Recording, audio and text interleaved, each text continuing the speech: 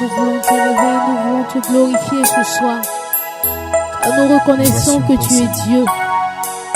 Gloire à toi, Saint-Esprit. Gloire à toi, Jésus.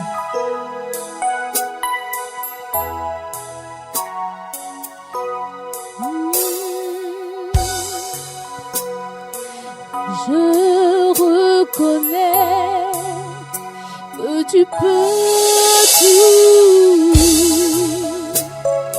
et que rien ne t'est impossible. Je reconnais que tu peux tout et que rien ne t'est impossible. Seigneur, fais-moi voir ta gloire. Seigneur, fais-moi voir ta gloire. Seigneur, fais-moi voir. Seigneur, Oui, fais-moi voir ta gloire. Oui, Seigneur, fais-moi voir. Seigneur, Oh, fais-moi voir ta gloire. Ta gloire, c'est ma vie. ta Ta gloire.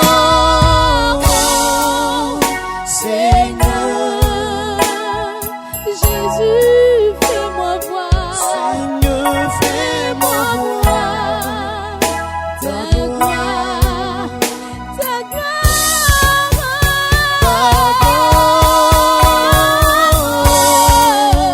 Seigneur, Elohim, fais-moi voir. Seigneur, fais-moi voir ta gloire. ta gloire, oh Seigneur, oh Seigneur, fais-moi voir ta gloire, ta gloire, oh Seigneur, Seigneur, fais-moi voir, Seigneur, fais-moi voir ta gloire. Tu es pour moi, Seigneur. Tu es mon bouclier, ma force, le roc sur qui j'ai fondé ma vie. Toi seul est le désir de mon cœur et je suis pour t'adorer. Tu es Seigneur. Tu es mon bouclier, ma force, le roc sur qui j'ai fondé ma vie. Toi seul est le désir de mon cœur et je suis à toi. Que Dieu vous bénisse, que Dieu vous soutienne, que la grâce de Dieu soit le partage de chacun d'entre vous. Vous êtes dans le confinement et je prie que Dieu, par toute sa miséricorde, vous protège et fasse en sorte que ce temps de confinement soit mis à profit par toi pour la prière, pour le recueillement et puis aussi pour développer ta foi. Parce que si jusqu'à présent tu es là, c'est parce que Dieu est ton Seigneur et tu l'as accepté et tu vois qu'il te protège et tu vois certainement qu'il va prendre des dispositions pour toi. Alors nous profitons de cela pour faire des enseignements Et je vous demanderai de suivre les enseignements. C'est vrai que c'est tous les soirs jusqu'à vendredi. C'est peut-être un peu prenant, mais c'est bon. Du moment que vous êtes confinés, c'est bon de partager la parole de Dieu ensemble. Et que vous partagez aussi. Même cela fait que nous soyons tous au même niveau d'information. Nous allons confier le moment au Seigneur. Père éternel, Dieu Tout-Puissant, nous te confions ce moment. Agis, Seigneur. Béni sois-tu pour tout ce que tu fais pour tes enfants. Seigneur, ô Dieu, enseigne tes enfants. Seigneur, prépare, ô Dieu, l'arrivée du déconfinement et agis pendant le déconfinement pour que chacun se retrouve. Merci, Père. Je me fasse pour que tu parles à tes enfants. Amen. Alors, nous allons continuer encore l'étude. Nous avons parlé de l'après-croix. Et l'après-croix, amen, vous avez découvert qu'il y a eu beaucoup de choses qui sont miraculeuses, mais c'est d'ordre esprit. Et aujourd'hui, on n'a pas le lien entre ce qui s'est passé avec la croix par rapport à votre vie quotidienne. Vous êtes obligé aujourd'hui d'apprendre cela. Vous êtes obligé de comprendre que vous allez travailler. Et vous êtes dans un environnement propice au développement de votre corps. Voici. Mais, vous ne pouvez pas vous imaginer aussi que votre esprit doit être dans un environnement. Cet environnement s'appelle le royaume de Dieu, afin que lui aussi, il puisse exercer quelque chose auprès de vous. Alors, dans le livre de Genèse, Genèse 2 au verset 15, la Bible dit que Dieu a placé l'homme dans le jardin d'Éden. Donc, si tu as placé, c'est qu'il travaille avec toi, tu as une entreprise, tu dois lui rapporter. Maintenant, toi, ton esprit doit être dans cet environnement d'abord pour qu'il puisse échanger avec toi, afin que toi, ensuite, tu puisses travailler, amen, la terre pour rendre la terre, amen, valeureuse. C'est-à-dire la mise en valeur de la terre, amen, ça ne peut passer que par toi d'abord, parce qu'il a dit qu'il t'a mis dans le jardin pour cultiver le jardin et le garder, mais tu n'es pas du tout dissocié à l'esprit. C'est vrai que Dieu t'a donné cet esprit où dans l'esprit se trouve la conscience, l'intelligence qui te permet de faire beaucoup de choses, mais c'est l'esprit de Dieu, c'est une partie qui ne peut pas être dissociée à son environnement. Donc l'arrivée de Jésus-Christ de Nazareth, c'est pour rétablir le même plan du jardin encore dans ta vie, afin que tu sois contrôlé par l'Esprit de Dieu, qu'il n'y ait pas de débordement. Alors la fois dernière, je disais que l'homme a beaucoup de mérite et que tout ce qu'il a fait sur la terre n'est pas à balayer du revers de la main. Il y a eu beaucoup de découvertes, l'avancée technologique, nous le savons. Mais nous voyons qu'il y a des débordements, souvent. Par exemple, le principe de la guerre, c'est un débordement. La création de la bombe atomique, c'est un débordement. Et même l'arrivée des virus, c'est des débordements. C'est le fait que l'homme n'arrive pas à comprendre, n'a pas d'équité, de jugement propre pour voir ce qui est juste, ce qui n'est pas à faire, et ce qui est à faire parce qu'il n'a pas de repère. Amen. Il est livré à lui-même. Et le repère, on le trouve dans un environnement. Dès que l'enfant rentre dans le monde, mais il trouve déjà des repères qui sont là. Il y a des balises, il y a le père, la mère. Voici. Il y a la famille, il y a l'école, et ensuite le foyer, il y a le travail. Donc il est toujours balisé dans un environnement. Mais spirituellement, c'est la même chose. Il faut l'accepter. Parce que Dieu dit que le bonheur et la grâce vont t'accompagner. Dans le bonheur, il n'y a pas de malheur. Et on dit bien que science sans conscience n'est que ruine et larmes. Donc, quand Jésus est venu sur la terre, Jésus a bu la coupe. Il est monté sur cette croix. Ça a été difficile pour lui. Il a souffert. Il a souffert. Je l'ai dit la dernière fois.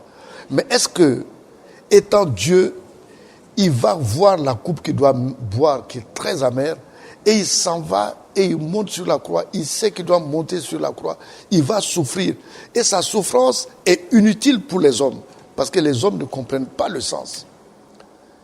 Oui, mais il faut qu'on s'asseye un jour, qu'on se dise, mais quand même, ce qu'il a fait, c'est pas possible. Il a été flagellé, déchiré sa chair, crucifié, tout cela. Il a souffert pour qui? Pour l'homme. Mais est-ce qu'il y a un sens à cette souffrance? Je dis bien, il y a un sens. Il y a bien un sens. Amen. La Bible est centrée sur ça. Jésus est venu pour nous annoncer le royaume. On a vu la fois dernière qu'à la multiplication des pains, avant ça, il avait annoncé le royaume à la foule d'abord. Bon. Alors, il est bien séant aujourd'hui de s'asseoir. Doucement, doucement, d'essayer de comprendre. Avant la croix, sur la croix, après la croix. Analyser tout ça d'abord pour comprendre pourquoi il a fait la croix. Et comprendre tout ce qu'il a fait sur la croix, quel est le lien qui se trouve entre nous les hommes et l'acte qu'il a posé. Alors, d'abord, nous avons vu aussi que la croix, amen, en termes de similitude et de valeur, c'est la même chose que le baptême de Jésus. Par exemple, le baptême de Jésus, on l'a vu, on a parlé de ça. Jésus a quitté la Galilée, il a quitté là-bas, il est parti directement au Jourdain, il s'est fait baptiser, il a marché 120 km. Mais ce qui est surprenant, c'est la même chose que la croix. Voici un Dieu, il vient et puis il rentre dans l'eau. Mais pourquoi ton Dieu rentre dans l'eau? Asseyez-vous et réfléchissez. S'il est rentré dans l'eau, c'est qu'il a fait quelque chose dans l'eau, ou il a déposé quelque chose dans l'eau, ou l'eau a un sens profond, surtout au niveau du baptême. Amen. Et ils sont venus 2 enfants, de 2 parents différents. Élisabeth et Marie. Les 2 enfants, amen, ont fait la même chose. Un s'appelle Jean-Baptiste, un s'appelle Jésus. Fils de Marie, amen, Jean-Baptiste, fils d'Élisabeth. Jean-Baptiste est venu pour aplanir le chemin du Seigneur. Jean-Baptiste est venu, amen, et il a amené le peuple à la repentance par le baptême. Amen. Donc, il a annoncé le royaume, car il a dit, amen, repentez-vous, car le royaume est proche. Il a annoncé le royaume. Voici Jésus qui vient, lui aussi, il dit que dans Luc 4, au verset 43, qu'il est venu pour annoncer le royaume. Et Jean-Baptiste faisait baptiser, amen, le peuple de Dieu pour qu'il puisse être séparé du péché, en fait, de recevoir Dieu, d'être sensible aux choses de l'esprit. Et maintenant, Jésus, lui, il est venu annoncer le royaume. Et il a dit, c'est pour cela que j'ai été envoyé pour annoncer le royaume. Donc, la mission principale, fondamentale du Christ, c'est d'annoncer un environnement qu'on appelle le royaume. Bon, pourquoi? Parce qu'il a son esprit en nous. Son esprit ne peut trouver la justice, l'équité, l'équilibre qu'en étant dans le royaume. Imaginez un poisson hors de l'eau. Est-ce que c'est un poisson? Imaginez l'homme sans l'air. Donc, on a besoin d'un environnement, on a besoin d'une maison. C'est pas pour rien qu'il a dit, les renards ont des tanières, amen, les oiseaux ont des nids, mais le Fils de l'homme n'a pas où poser la tête. Mais quand il est venu sur la terre, son environnement qui est le royaume, il en avait besoin. Et lui, on dit bien, le Fils de l'homme, c'est Jésus, c'est l'Esprit. Donc quand on comprend tout ça, vous ne devez pas être choqué lorsqu'on vous annonce le royaume. Vous ne devez pas être choqué lorsqu'on vous parle de certaines choses. Mais je crois qu'il faut aller doucement d'abord et vérifier. Vous pouvez tout vérifier dans la Bible. Tout ce qu'on vous dit n'est pas en dehors de la Bible. Ici, sur tout ce que je vous dis, c'est dans la Bible. Et si vous n'êtes pas en accord avec quelque chose, prenez 3 jours de jeûne sec. Demandez à Dieu de vous révéler ce qui a été dit. Il va vous le dire. Amen. Alors, on est ici en train de parler du baptême. On va parler de l'identification du baptême, amen, de Jésus et le baptême de sang qu'il a fait sur la croix. Parce que la croix aussi, c'est un baptême. Amen. Alors, le baptême de Jésus-Christ, rapidement, on va le voir. Amen. Luc 3, à partir du verset 21. La Bible nous dit, tout le peuple se faisait baptiser, Jésus fut aussi baptisé. Amen. Pendant qu'il priait, le ciel s'ouvrit. Bon, directement, qu'est-ce qui se passe? Conséquence du baptême, lorsque vous rentrez dans l'eau, le ciel s'ouvre. Moi, je dirais, si le ciel s'ouvre, une porte s'est ouverte, moi je rentre dans la porte ouverte. Après, vous allez comprendre, on va en arriver là. Amen. Le ciel s'ouvrit. La Bible dit que et le Saint-Esprit descendit sur lui sur une forme corporelle, comme une colombe, et une voix se fit entendre du ciel ces paroles: Tu es mon fils bien-aimé, en toi j'ai mis toute mon affection. Bon, Jésus rentre dans l'eau, il est seul. Mais lorsque Jésus sortit de l'eau, ils sont devenus 3. C'est ce qu'on appelle la Trinité. Il y a eu Dieu le Père, Dieu le Fils et Dieu le Saint-Esprit étaient présents. Amen. Et si on considère toujours le mouvement, depuis la croix, je vous dis, faites attention au mouvement. Et si on fait attention au mouvement, on voit Jésus rentrer seul, il sort, il y a 3 esprits. Il rentre un esprit, il sort 3 esprits. Amen. On s'assoit, on réfléchit. Et on dit, mais si ce que Jésus fait, c'est identique, amen, à ce que je fais, parce que la parole est vérité, donc si moi, je rentre dans l'eau, je dois sortir au moins 2. Réfléchissez sur ça encore. Réfléchissez sur ça. Est-ce que ce n'est pas le sens du baptême? Est-ce que ce n'est pas le but du baptême, arriver au dédoublement de l'esprit? Oui, il y a des choses que je vous annonce qui vous bousculent. Mais ce sont des choses qu'on voit ici. C'est là. C'est marqué. On n'y peut rien. C'est clair, c'est net. D'autres diraient c'est mathématique. Bon, en fait, c'est clair. Amen. Amen. Est-ce que le but de Dieu, c'est pas ça? C'est une question à se poser. On va en parler, on va rentrer là-dedans, puisqu'on a quand même, depuis un bout de temps, nous sommes dans l'étude. C'est ainsi, je vous demande de partager, afin que nous soyons nombreux à recevoir les mêmes informations, à méditer là-dessus, à réfléchir là-dessus. Amen. Et c'est la même chose qui s'est passée sur la croix, parce que la croix, quand Jésus a été, amen, si c'est le baptême, la croix, ça doit être le même mouvement. Quand Jésus a fait son baptême sur la croix, arrivé à un moment donné, la Bible dit qu'il a rendu l'esprit, il n'a pas rendu l'âme, l'esprit est sorti. Amen. Donc lui, il rentre ici 1, il sort 3, parce qu'il est Dieu. Nous, hommes, on va sortir peut-être 2, nous-mêmes, et l'esprit qui sera libéré. Chose importante, lorsque tu te baptises, le ciel s'ouvre. Et si le ciel s'ouvre, c'est une porte qui est ouverte, certainement qu'on peut emprunter. Pourquoi? Parce qu'à partir d'Adam et le péché d'Adam, les portes du ciel étaient fermées. Et le baptême nous dit proprement que le ciel s'ouvre.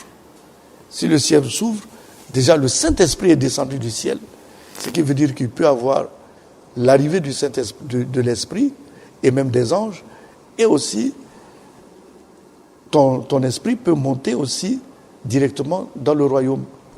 Est-ce que ce n'est pas à cela que Jésus est venu nous annoncer en faisant son baptême? Maintenant, il nous a annoncé. Voici comment ça va se passer. Maintenant, il va s'occuper de cela sur la croix. Parce que ce qui nous empêche de rentrer par la porte qui sera ouverte du ciel, c'est le péché.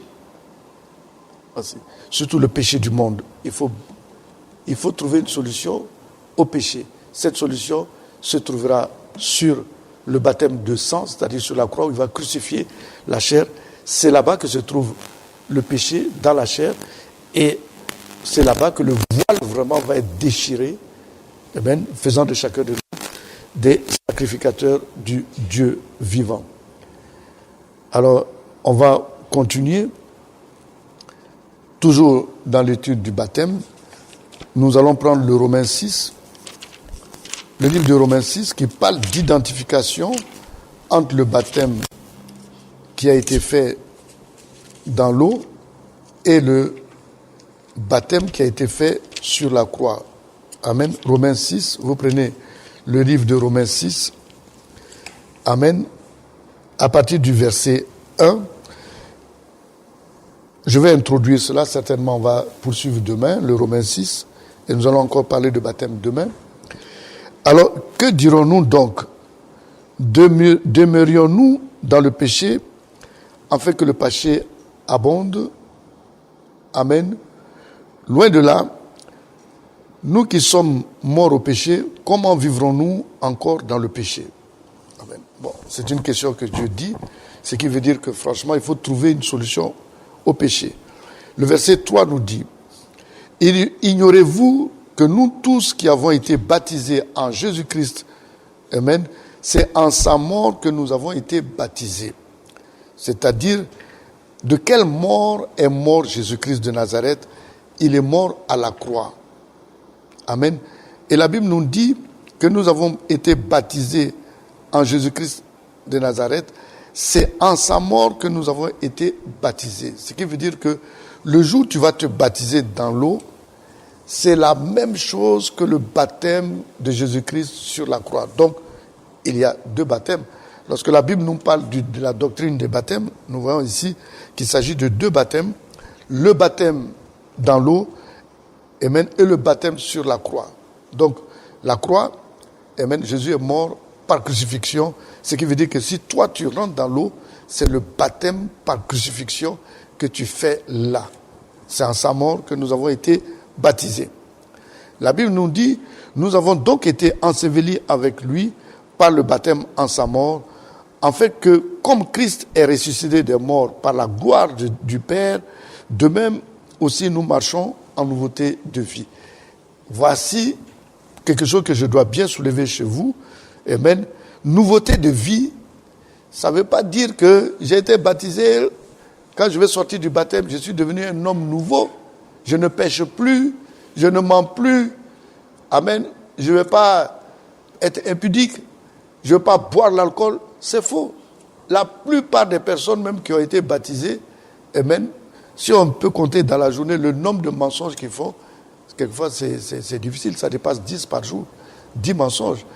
Donc, cette nouveauté de vie n'est pas ça, c'est faux. Cette nouveauté de vie, c'est que tu vas vivre une autre méthode de vie, c'est-à-dire un autre programme de vie. Un programme de vie par l'esprit. C'est-à-dire que tu vas vivre différemment. Maintenant, tu vas vivre un pied dans le royaume et un pied sur la terre. C'est là que tu peux contrôler le péché. Sans l'esprit, tu ne peux pas contrôler le péché. Nous allons le voir dans Romains 8. Ce n'est pas possible. Sans l'environnement, c'est difficile. Amen. Donc, en effet, si nous sommes devenus une même plante avec lui par la conformité à sa mort, nous le serons aussi par la conformité en sa résurrection. Amen. Ce qui veut dire, lorsque tu passes par le baptême, tu es sauvé déjà, parce que tu as un pied déjà dans le ciel. La conformité à sa résurrection, comment s'est passé l'après-baptême? Je l'ai dit, après baptême, le corps a repris vie.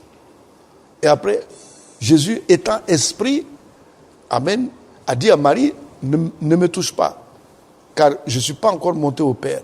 Et la Bible dit qu'il est monté au Père. Donc, si je fais le baptême, le même mouvement doit être fait. C'est-à-dire que si moi je fais le baptême, amen, je sors de l'eau, amen, je dois aller au Père. Parce que sur la croix, amen, je dois aller au Père. Comment sa résurrection a été faite? La Bible dit que c'est identique. Si c'est identique, il y a quelque chose à dire. C'est vrai que c'est une révélation, mais c'est un mystère. Mais quand on regarde propre le mouvement qui s'est passé après la croix, parce qu'il faut étudier ça.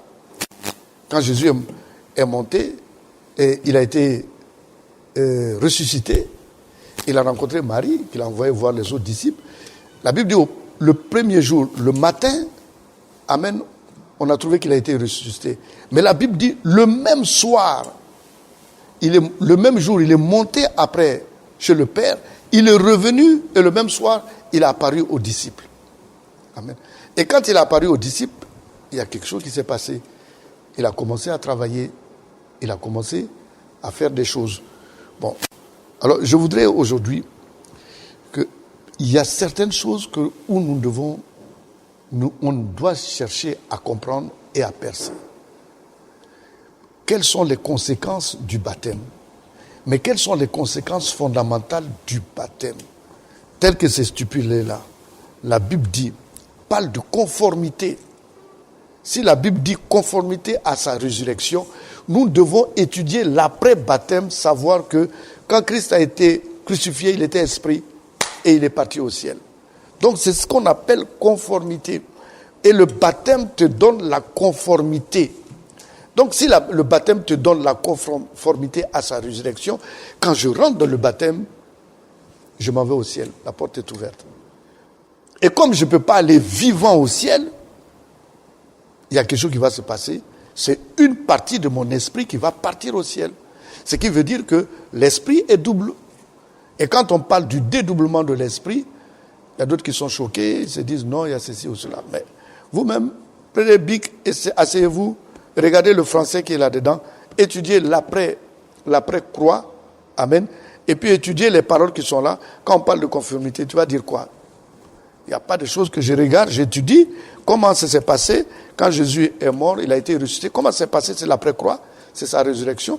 Et je regarde baptême là, amen, ce que Paul nous dit ici, qui est à conformité. Si à conformité, c'est que moi, quand je rentre au baptême, amen, l'esprit est libéré. Si l'esprit est libéré, comme sur la croix, l'esprit a été libéré, c'est qu'il y a un esprit qui va aller au ciel, propre. Amen. Alors, que Dieu vous bénisse, que Dieu vous soutienne. On va poursuivre, amen, la prochaine fois, c'est-à-dire demain. Nous allons faire l'étude jusqu'à vendredi.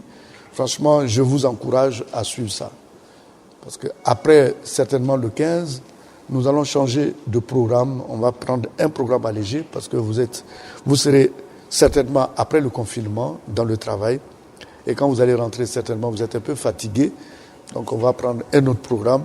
Mais maintenant, on va essayer de faire en sorte de soutenir le rythme pour que vous puissiez être vraiment bien, que vous puissiez comprendre qu'il y a une technique qui sera votre partage maintenant et vous allez arriver à réaliser ce que votre cœur désire.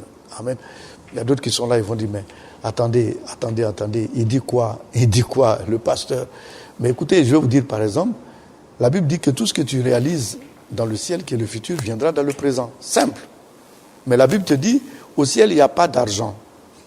Et la Bible te dit, cherche premièrement le royaume des cieux et sa justice.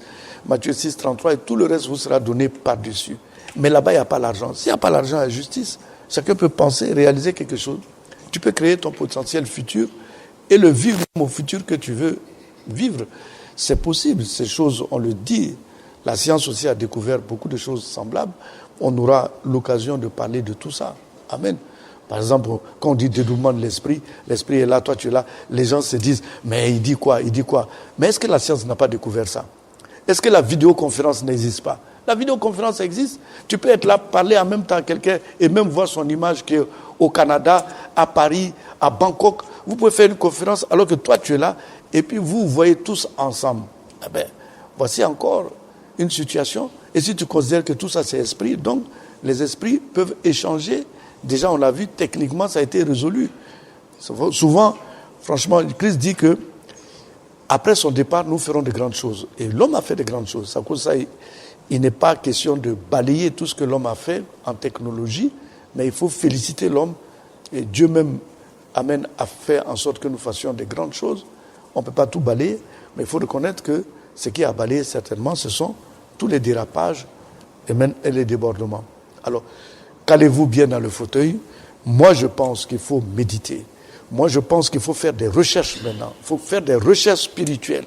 Même tout ce que je vous dis, mettez ça en doute si vous voulez. Recherchez. Et puis, vous allez être d'accord sur ce qui est écrit dans la parole de Dieu. Amen. Que Dieu vous soutienne. Mais je pense qu'il est temps aussi que je fasse, comme je l'ai déjà promis, même que je fasse un direct, qu'on puisse échanger. Amen. Ça va être fait. J'attends aussi le service de la commencer tout cela. Que Dieu vous soutienne, que Dieu vous bénisse. Je vous souhaite bon confinement, mais que ce bon confinement, amen, devienne un très bon déconfinement dans très peu de temps. Que Dieu vous garde vos foyers, amen, vos biens, vos projets.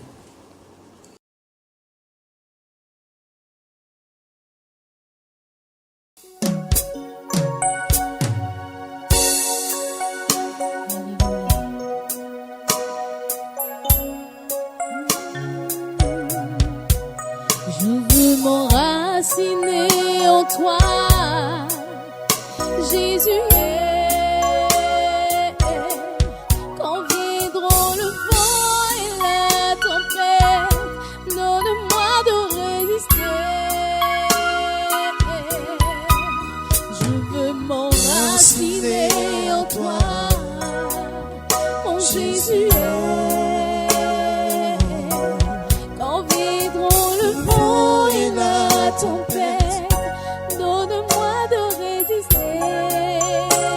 Je veux m'enraciner en toi, Seigneur, mon Jésus. Quand viendront le vent et la tempête, donne-moi de résister. Bien-aimés, je vous salue dans le nom de Jésus-Christ de Nazareth. Nous allons passer un moment d'intercession, car en ce temps de confinement, nous avons besoin de la présence de Dieu, de la prière, pour que nous puissions rentrer dans l'accomplissement des promesses.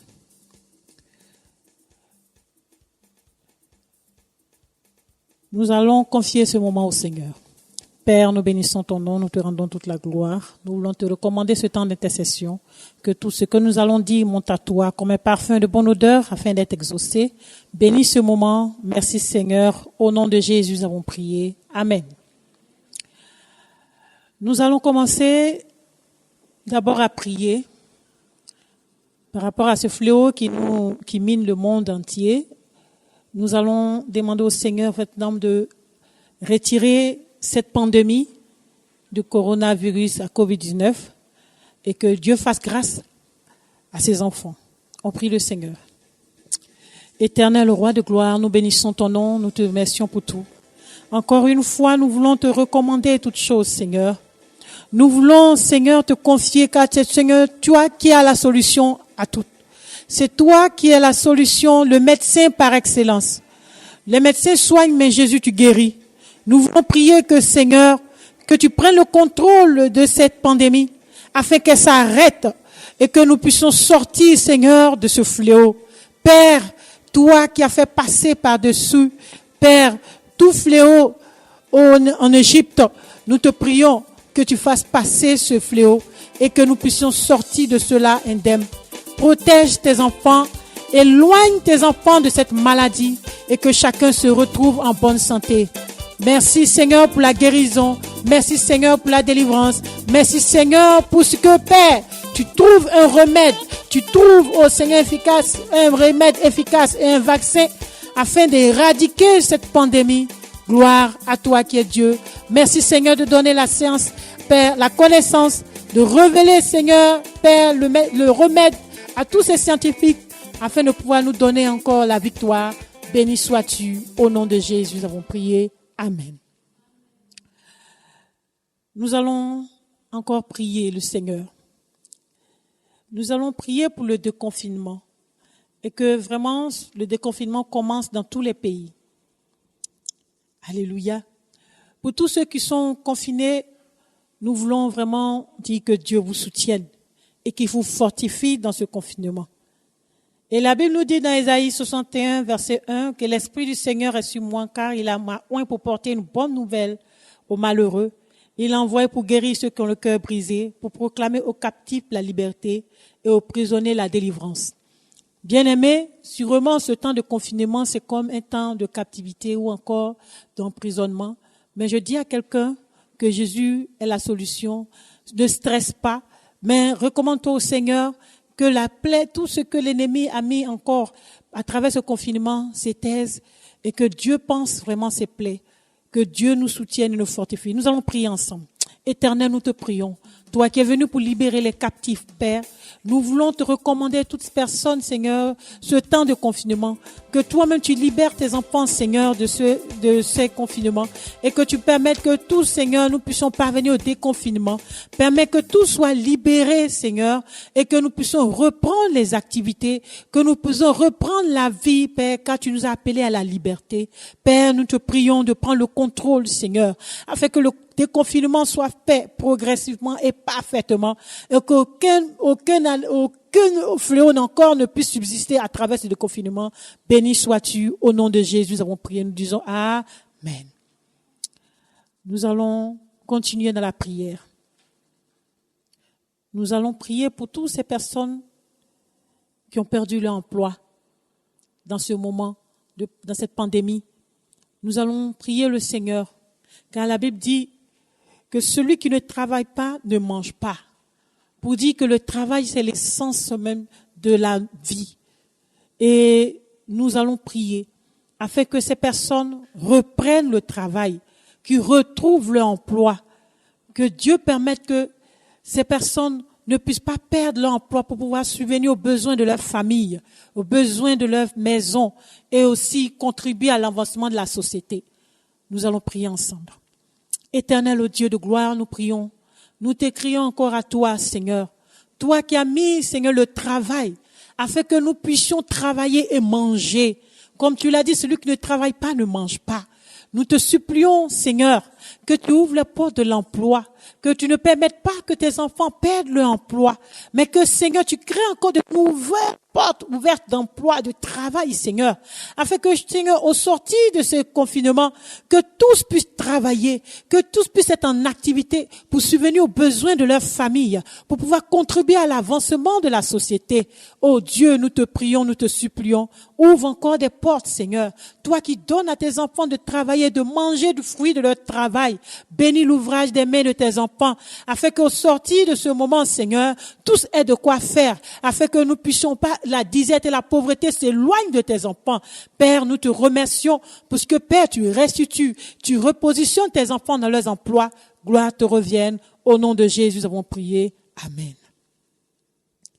Alléluia. Nous allons continuer dans la prière. Nous allons continuer dans la prière. Nous allons prier Dieu que tous les hommes et les femmes se tournent vers Dieu. Alléluia. De cette même manière, comme il a dit, Moïse a élevé le serpent d'airain dans le désert. Et lorsque tout le monde regardait ce serpent, le fléau s'arrêtait. La plaie s'arrêtait. Nous allons demander au Seigneur que vraiment ces enfants se tournent vers lui. Car Jésus est la solution. Nous allons prier que ces enfants regardent le cœur tourné vers Dieu, afin qu'il leur donne véritablement la véritable guérison. Prions le Seigneur. Éternel, nous t'invoquons encore au Seigneur Jésus, toi qui es la solution dans tout. Nous te prions que, Seigneur, tu sois élevé dans les nations. Nous te prions que, Seigneur, tous regardent à toi, car c'est toi seul qui es la solution, oh Jésus.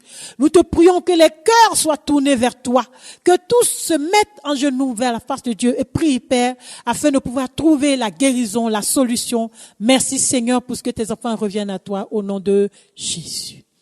Nous allons prier en dernière position. Le dernier sujet, que les entreprises reprennent, que ces entreprises qui sont en difficulté, que Dieu soutienne toutes ces entreprises en difficulté. Amen. Seigneur, nous te prions au roi de gloire. Nous te recommandons toutes les sociétés, des entreprises, Seigneur, en difficulté. Je prie que tu restaures les activités de tes enfants. Je prie que tes activités prospèrent, oh Dieu. Que toutes ces entreprises qui ont pris un coup, que toi-même tu leur donnes de pouvoir reprendre, Père, les activités. Tu permets que ces entreprises se retrouvent et que, Père, les employés se retrouvent, oh Père. Je prie, soutiens toutes ces personnes, Seigneur, toutes ces activités qui sont en difficulté, afin que, Père, le monde puisse reprendre, Père. Merci pour ces entreprises que tu renouvelles. Gloire te revienne au nom de Jésus. Amen. Nous allons prier enfin, Seigneur. Nous te remercions pour tous ces sujets qui sont montés vers toi. Toi qui es le Dieu qui exauce. Nous prions et nous scellons ces sujets dans le sang de l'agneau. Béni sois-tu. Au nom précieux de Jésus, nous avons prié. Nous disons 3 fois Amen. Amen. Amen et Amen. Seigneur, voici tous tes enfants. Épuisés par les épreuves, les problèmes passés, la galère par là, ou la stérilité passée, le célibat par là, mon roi dit mort. Oh Jésus dit mort. Sois la solution dit mort. Oh Yahweh dit mort. Seigneur, voici tous tes enfants.